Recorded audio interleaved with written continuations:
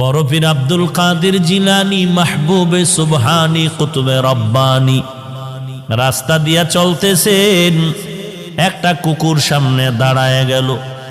কুকুর ডাক দিয়া কয়, বড় পীর আমার কথার জবাব দিয়া তার উপরে যাও, বলো তুমি ভালো নাকি আমি কুকুর ভালো?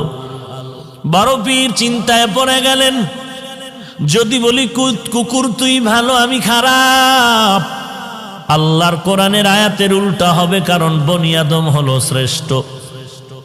যদি বলি তুই খারাপ আমি ভালো, তো অহংকারী আসিয়া যাবে। আর যদি বলি আমি খারাপ তুই ভালো, তো কোরআনের আয়াতের উল্টা হয়ে যাবে। এখন আমি খারাপও বলতে পারি না, ভালো বলতে পারি না।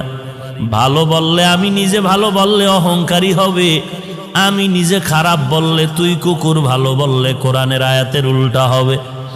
আল্লাহর ওলি বান্দা মোরাকাবায় ঢুকলেন, আল্লাহ জবাব দিয়া দিলেন। এই জবাব পাইয়া ডাক দিয়া কয়, কুকুর কবরে যাওয়ার আগে আমি তোকে বলতে পারবো না আমি ভালো নাকি আমি খারাপ, কারণ আমাকে সবাই বড় পীর বলে ডাক দেয়, কিন্তু মরণের পরে আমার সামনে কিছু যাবে না। আমার 3টা পাতলা কাপড় আমার আসল বিছানা হবে। ওই অন্ধকার কবর 3.5 হাত মাটির ঘর হবে। ওই কবরে যাওয়ার পরে সাথী নাই, বাতি নাই। আল্লাহ পাকের 2 জন ফেরেশতা প্রশ্ন করার জন্য আসবে।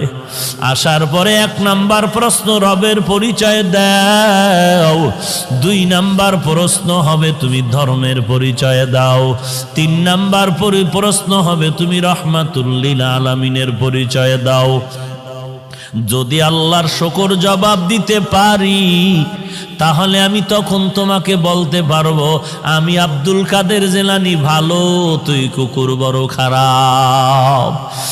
আর যদি এই প্রশ্নের জবাব দিতে না পারি,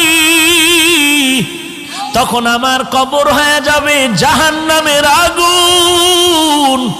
1টা নয়, 2টা নয়, 70 থেকে 99টা সাপ কবর ভরে যাবে। 2 পার্শ্বের মাটির চাপ।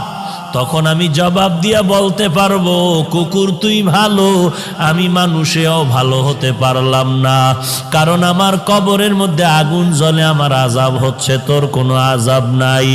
আমি কবরে যাওয়ার আগে তোকে জবাব দিতে। জিলানী ডাক দিয়া কয়, ও দুনিয়ার মানুষ, মরণের আগে কবরে গিয়া নাজাত না পাওয়ার আগ পর্যন্ত নিজেকে ভালো মনে করার উপায় নাই।